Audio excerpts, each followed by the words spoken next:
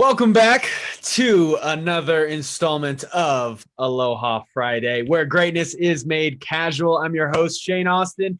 I'm here with my co-host, Dave Austin. We're both former professional athletes and current mental performance coaches. One is greater than the other, and the one wearing blue is always much greater. But anyways, this is Aloha Friday again, where greatness is made casual. This is where we get a deconstruct the mindset of greatness, but it doesn't have to be so daunting. Greatness can be in all shapes and sizes. And today we're going to cover a topic that I'm actually pretty passionate about. It's the whole idea of responsibility versus fault. I think a lot of people pointing the fingers. It's very common right now in society of especially in politics and racial situations. There's all these finger pointing going on. There's a lot of blaming going on. But I truly believe that if you blame and complain, then you stay the same. And we're not going to progress forward in a positive way. So we're going to dissect and really dive into this topic of who's really at fault and who's responsible when things go awry. So with that said, I will turn over to my co-host here for the gratitude of the day, because we always like to start in that energy and in that strength. So before I give you my gratitude, I want to say I'm mad. I'm really unhappy with you, man. It's all your fault, completely your fault. I don't like this subject. I don't like to talk about this subject. And you really have just ruined my whole day by bringing this subject up. Oh, maybe that's God, it's all my fault. I'll take responsibility. I am grateful for this show because I like these, taking these looks and really opening. The more aware we become, the better we become. Awareness is a key if we take advantage once we become aware. This is actually, in truth, a very good subject to dive into. So I'm grateful that you brought it up. I'm actually not going to blame you. And I'm not going to, well, I'll give you kudos for coming up with it too. I'll take fault for having such a great idea. But I will say for my gratitude, as you can tell, I mean, it's been a couple weeks since we've had Aloha Friday. We've had a couple things with schedules that haven't totally aligned, and I will be at blame. It'll be my fault for most of it, because I was on set for a movie that was being filmed out here. Can't much because Disney will kill me. Oh, I already spoiled a spoiler alert there. But yes, I did some football scenes for a movie out here, and my schedule is all thrown out of whack. But I'm grateful to be back and on Aloha Friday. And today, yeah, it is going to be a good topic to dive into. So we can blame you that why. So when people were asking me, why didn't we have Aloha Friday? I can blame you, or do I blame Disney? Who do I blame? Who's the best one to blame on this one? You can blame me because I like to take that responsibility. I like to be upfront and forward about that. But also, I was available last Friday, just to remind you. There's somebody who had a luncheon that couldn't make it. So I'm not going to name names. I'm not going to point the fingers or blame, but I was available. I will take responsibility for that because you were. There we go. It was just not at the right time for me, and that's on me. Okay. Are we getting into this already? I like where this is going already, and I'm pulling up right now the quote of the week, or AKA the Queek, to kind of kick things off. A lot of times I do start off with some trivia. I don't have any trivia today, but I wanna find out, just kind of from the audience, anybody watching who has watched our previous episodes, if they like the trivia, if they want us to continue with the trivia, or if we just get rid of it. I know we're in a attention deficit era in today's day and age, so the quicker we can get to the content, sometimes the better. But hey, if you like the trivia, let us know. I like, embarrassing Dave. Yeah, actually, I love the trivia because I like to be humbled, man. I like to be humbled.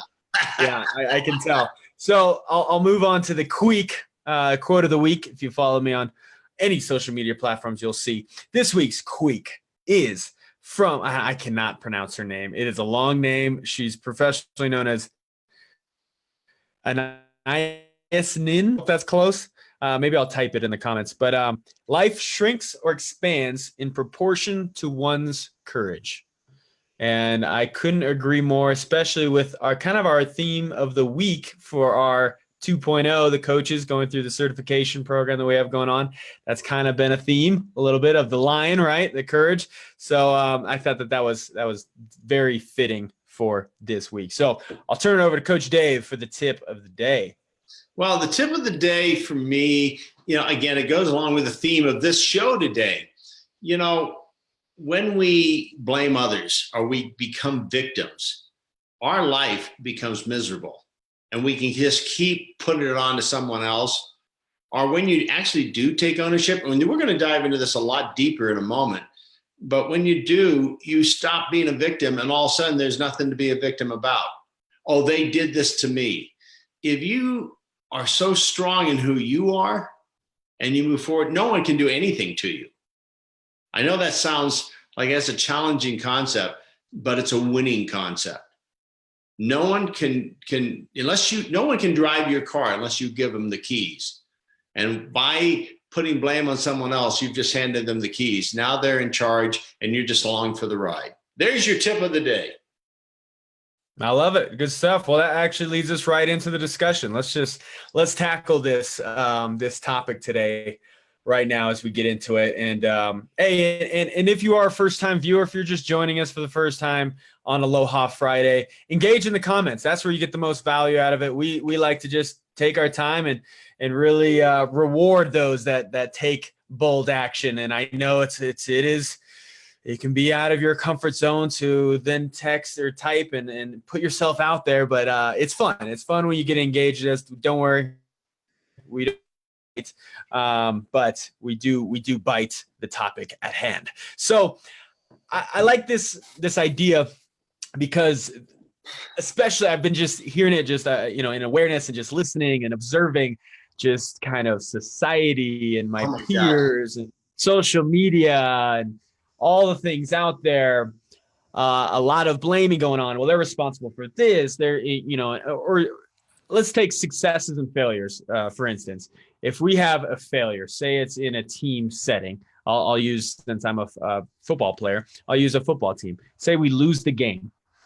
It's easy as a quarterback. Those are the ones that get way too much credit when everything goes right and you win, but they also get way too much blame when things go wrong. They're the first ones to get canned after like a losing season, that and maybe the head coach, but they tend to take on all of the team. And obviously, as we know, with two eyes, there's more players on the field than just the quarterback. And there's a lot of pieces to that puzzle, but you see a quarterback struggle, you immediately assume that it's that person. And that it has nothing to do with the receivers running the right routes or the play calling, putting us in the right position for against the defense that's being thrown out there, or even the line protecting, giving enough time. When all those pieces work together in harmony, there's usually a good product, as long as the quarterback is decent and pretty good. You see, you see Alabama quarterbacks or SEC quarterbacks, their quarterbacks always look freaking off elite because they have the greatest players around them. So, if I was drafting a team, I would draft a quarterback from a small school who didn't have all the tools. But again, that's my own opinion. I think there's some really good quarterbacks in the SEC as well. And I have a quarterback especially. Shoot, he's from Hawaii. Aloha there. So, but I will say that as a quarterback, understanding that role, that is kind of how you're dissected post game. It's still, even in a failure, it's not necessarily always my fault or our fault as quarterbacks, but it is our responsibility, for our actions moving forward. A lot of times you'll see somebody maybe in anger or in protest, they fire back, and maybe they have emotional something that fires back. And the media loves to just tackle that, right? And they love to just exploit that. That's what people see. And then that's the title that people put on you. But when you are in responsibility of your responses, your emotions, then you really do, in the long run, dictate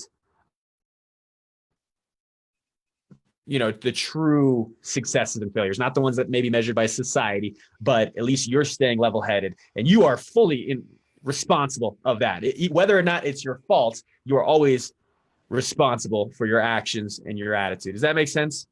Well, you know what? You mentioned politics, and I'm just going to say it doesn't matter what side you're on. Right now it's testy, and I'm not going to say why it's so testy because then I'll come across, with a judgment right now. But it is testy, and you got, and so you got a lot of anger out there. I don't know if we've ever been divided more. So I would say that, how do you take responsibility for yourself in that? Whichever side you're on, take responsibility for who you are. Who you're going to be, and go out and vote. Vote for who take responsibility. Whoever it is that you're going for, make a difference. Even you think, well, how can I make a difference? Every single one of you makes a difference. And also, don't get so caught up. I mean, I do sometimes. I'll for a moment get mad because I don't like what I'm seeing. But if that madness stays in me, and now I get mad at my neighbor, I get mad at someone at the grocery store, what am I really doing? I said, well, it's not my fault. I'm really pissed off at them. But wait a second. I have more control over my own life. Why am I letting them dictate my happiness? It's up to you. No matter what side you're on, you're the one that should be in control of your own happiness. And that comes from taking responsibility in how your attitude moving forward. How's that grab you? As you were talking, I wanted to run into the other room. I forgot to put it on, but I have a sticker. I voted today, and it says I voted. So I actually did go and vote. We have our elections, governor and all that's coming up here in New Mexico. So any of my New Mexico followers, really, elections are going on everywhere. But right. I want to say, go out and vote, like Dave. And a lot of people go and point, oh no, this guy's terrible, or this person's awful, or this is the person, but it doesn't matter if you don't go and vote. That's your voice. So go out and vote. But I would say educate yourself before you just go and vote, and before you just listen to maybe one commercial you saw, because that's one thing that I want to address is media. Who's to blame for certain tragedies and certain things that go on in the media? The media only shows maybe a scope of it. They show you what they want you to see in regards to an election or something like that. They're only going to show you this very narrow scope. If you don't go and do your own research, well, then you're going to have a very biased opinion going into the voting. So I would say go educate yourself, but definitely go out and vote, because your voice. You know what's amazing about what you just said, Shane? Now, I'm not going to mention networks or anything, but I'll hear a particular, something just happened, and I'm watching that network's take on it. And I watch another network. I mean, it's like two different events, two opposite. The points of views are so different. It's like, oh man. Same story. Yeah. So same exact story, but it sounds totally different. That's where you got to go within. And, that's where you got to just say, well, who am I and what's my integrity? And like I said earlier, if you get all mad and upset at the one side you don't like, why do you give them that kind of power? You're giving in to something you don't like, and you're allowing them to get you all riled up. And our responsibility to not. But here's another scenario. I want you to answer this one. Wait, don't change the subject on media yet, because I still want to take a stab at it. Were you going to change the subject on that? No, just responsibility. I was going a different way, but go with this, with the politics. Okay. Can you hold that thought? Will you remember it? Come back to? Okay. Because I do want to say, in regards to, who's at fault and responsibility in media, media, whether it's social media, whether it's news, I mean, they have to provide, right? They have to put food on their plates and put a roof over their heads. They're just trying to make whatever's most profitable. And they know that instinctually, like, we are hardwired to be attracted to something that's adverse, something that's, a car accident. Everybody slows down because they have to look at it, right? It's just like, even though we don't want to see if it's a mangled up thing, it's like there's just something in us that has to look. And they know that, so they prey on that because that gets viewers, right? And that is a part of our instinctual, really survival habits, because back in prehistoric times, right, you have to pay attention to those things, because maybe there's a saber tooth that's going to take you out if you're a caveman, and you have to pay attention to those little things that might take you out. And it's really a survival technique. Today's day and age, there's not really any saber tooth around, and there's not really any of those type of dangers, but we still have those habitual paradigms and patterns, and we still bring them to life when we latch on to negative media that just it's fueled by negative. I mean, it's just, it is incredible. I wish they had more positive stories, but their viewers probably would go down. So who's at fault for that? Is it the media for portraying these negative things, or is it us for being attached to these things and giving them those views? If we want to make a difference in media and really change the narrative, change the script, then we have to put our foot down and we have to be responsible for what we turn on and turn off. What station are we tuning into, really? And that's what it comes down to. We have to force media to rethink their approach. We have to force them to have to go to a different direction because, okay, this negative approach is not working anymore. Because when we focus on negative, all we can see is negative, and we have a narrowed view of the world when we live in that energy. So I'm passionate about that because even when my wife turns on the news, I'm like, turn that crap off. Let's watch something more productive, like The Walking Dead. Way more productive, right? Hey, well, you know what I just thought of too, and I'm bluntly honest on this. As you were thinking about this, and the one thing I do enjoy, and I think maybe because they make fun of it and you laugh at it. I mean, like the Late Show, you may not, I don't care if you agree with it or not. I find that kind of lightens the load when I can laugh about some of these things rather than just be angry about it. Colbert, some of these guys at night, when they take their own spin, I mean, they're really, for me, other people might rub them wrong, but that's my way of kind of like, laughing and kind of getting through it. These are serious subjects. I'm not trying to say take them lightly, but we need to ourselves lighten up a little bit. So that's kind of something I do. Right or wrong, I'm being bluntly honest. So I'm taking responsibility. But I got a question for you. We ready to move on from there? Yeah.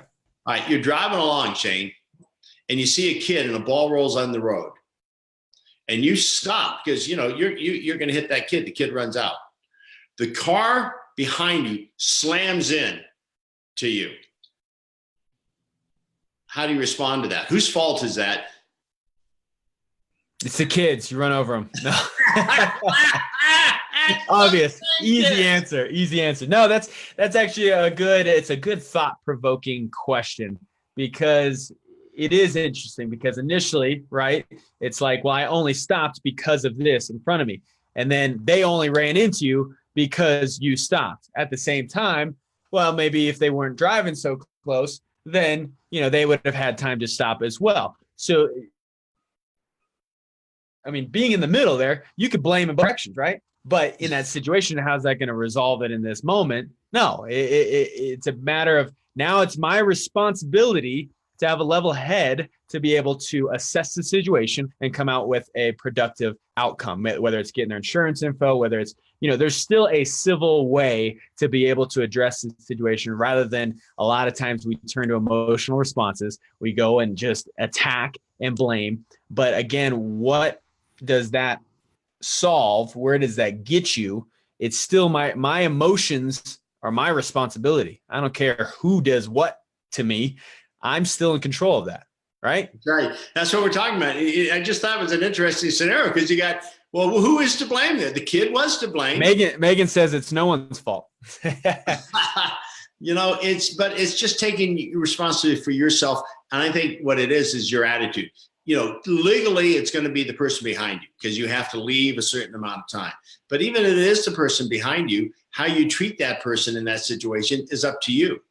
How you treat the kid who made the mistake of going out there,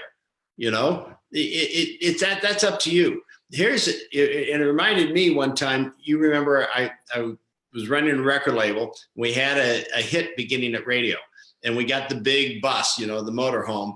And I decided they were going to go out for a 52-week tour, or not 52 stations, all across the country.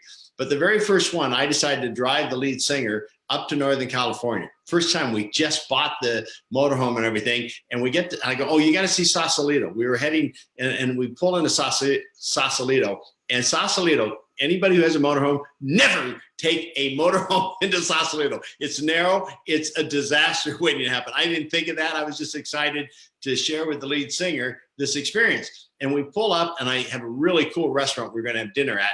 And I pull out on the pier, and as I'm on the pier, a guy comes running out real quick, from the restaurant. He goes, "Get off this pier! You can't take that motorhome on here." I'm like, oh no. And so my lead singer next to me is freaking out because he's like, oh, get out of here. So I start backing up real quick. Brand new BMW. Bam, right into a BMW. And this is a brand new motorhome. Oh my gosh. And then there's no place, no room to move. I've got to pull over and take responsibility. So I turn and I come up. I got to find a place to pull over. The whole time goes, "Just get out of here. No one saw us. Let's get out of here." I said, "I can't do that." Just no. We got to go. We got to get out. I said, "I'm not going to get out of here." I just did that. That's someone's brand new BMW. I have got to take responsibility for it. I don't like this, but I got to. And I said, as soon as I can pull over, I'm going to pull over. So I go up and I pull around, and I finally got a place to stop. And now I'm going to run back to where I just, hit this BMW. And he's trying, begging me not to do it. He says, "Just get out of here. I don't want to, And I went, hey, this is tough, but I did it. And I got to take that responsibility. The moment I got out of the motorhome, I kid you not, here's a police car, sirens blaring, coming up because they got a call in that it was a hit and run. Somebody saw it, right? Now, you imagine if I would have left. You imagine that would have been so bad. But I came out. Big trouble. Yeah, I came out. Way more trouble. And he saw that I was heading back there. And I just told the officer, I said, "Man, hey, it's on me. I didn't, brand new bus. I didn't know I didn't have that much room, but I'm heading back there." So no problem with the police at all. But at first, and the funny thing is the lead singer was watching this whole thing, and I looked at him like, "I hope this is a lesson for you." But here's the best part of the lesson, I think, out of that thing. You think that that's the lesson? No, the lesson was this for me. I was really feeling uptight, but I knew I had to take it. And I know I would have been not happy if my BMW had just been hit. The guy came out. He was so impressed that I came back. He was so gracious. And I mean, it could have been told. He had the right to be screaming out at me. He had the right to be miserable.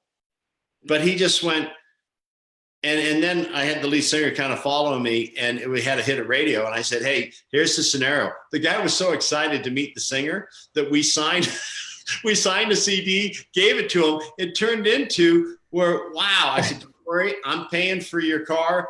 Everything will be fine." But that made it better too. Just his attitude too. Who knows? Maybe I could have, I'm not perfect. Maybe he started getting mad at me. I then start putting the blame on him for being mad at me. Like, hey, I took responsibility, right? I could have turned the whole thing around, but the whole thing turned into a positive result, other than I did have to pay for it, but I did it.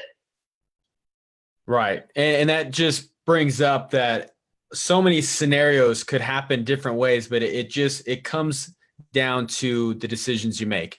And the decision to take responsibility when you knew it was your fault was a decision that it ended up being the right decision. And I've been in many of those scenarios where I knew it was my fault, but it's easy. I could have gotten away with hiding it and not taking responsibility. But more times than not, the long run, it ended up being positive because I took responsibility. But a lot of people do, in another sense of looking at this, is they blame others for maybe their happiness or lack of happiness. Maybe it's a relationship, whether it's professional or personal, family, whatever it is, and they blame others for the way that they feel. But really, when we talk about decisions, happiness is a decision, right? Or the people you surround yourself with is a decision.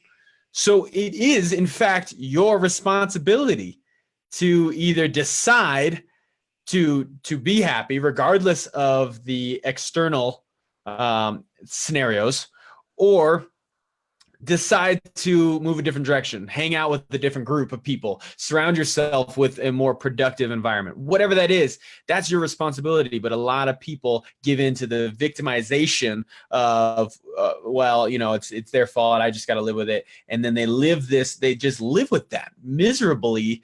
Maybe it's under the surface. Maybe they don't show that they're miserable, but they really are suffering in a stance because they're not taking responsibility for their own decisions rather than blaming it on everybody else. You know what? I hate to say how much I can relate to that, because even with your mom and I, you've watched us, and you know, we've been together 38 years, and there's moments where I go, God, won't she just change?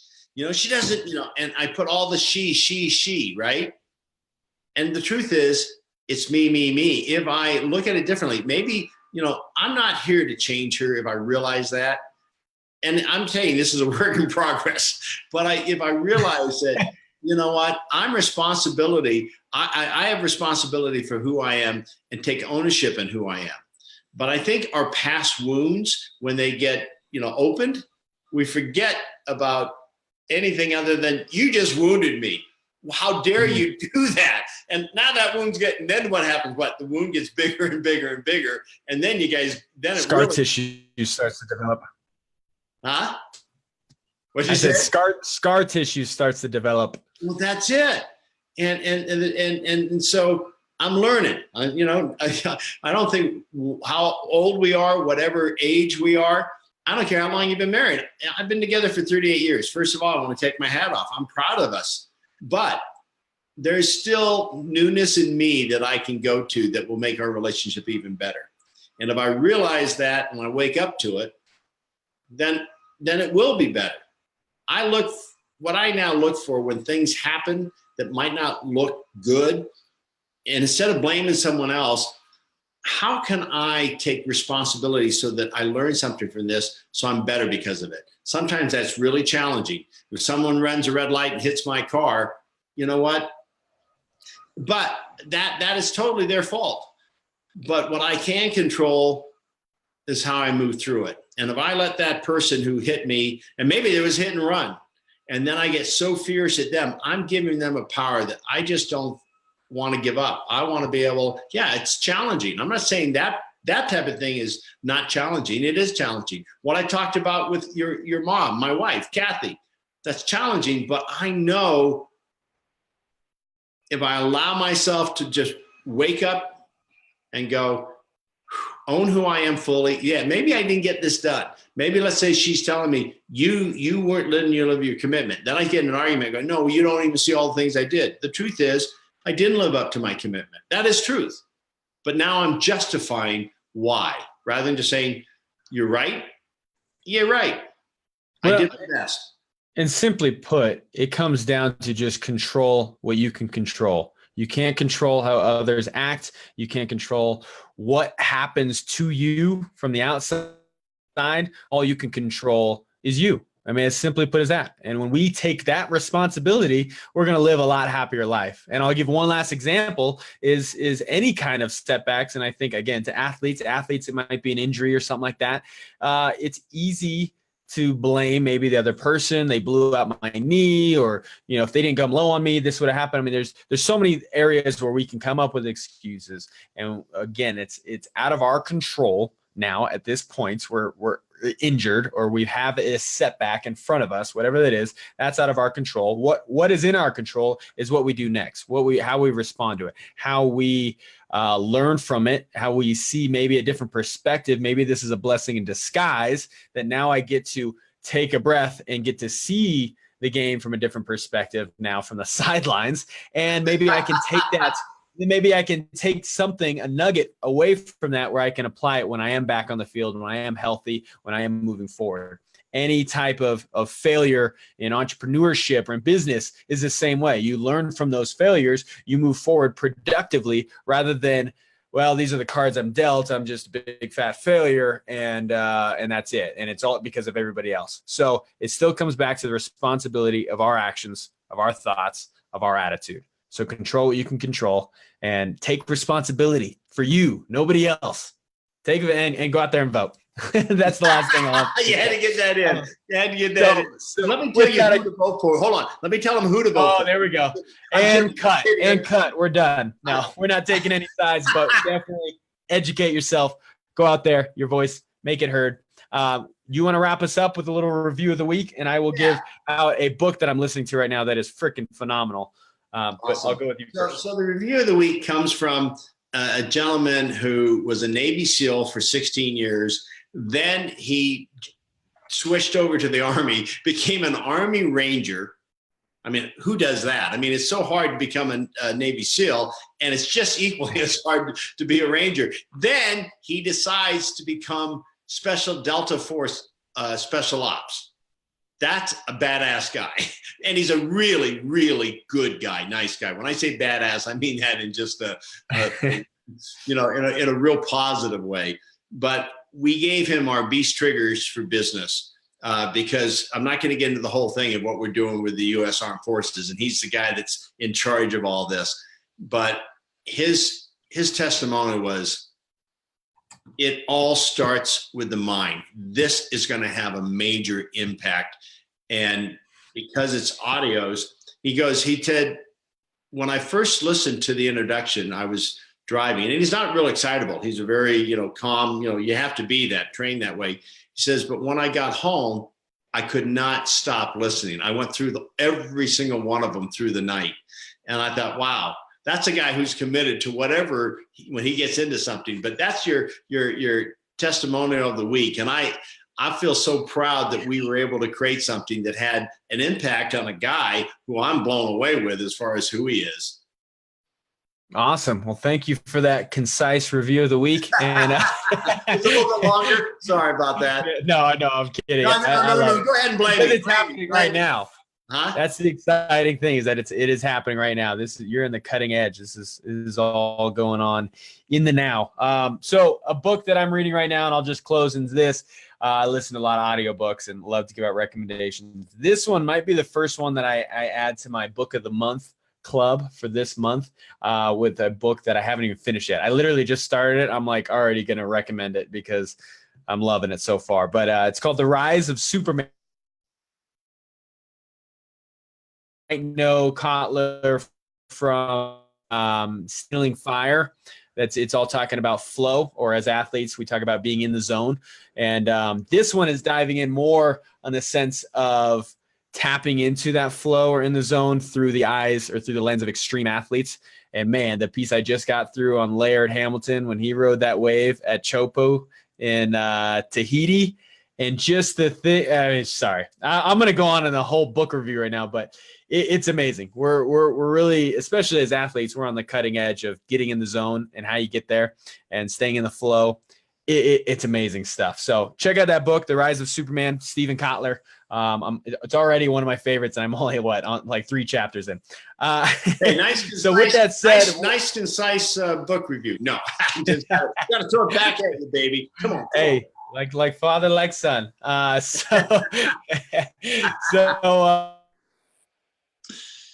We'll close. Great discussion today. I know I give you a lot of crap, but I do appreciate and I'm grateful for the wealth of knowledge and wisdom that you bring to this. It's not close to what I bring, but it's still pretty good.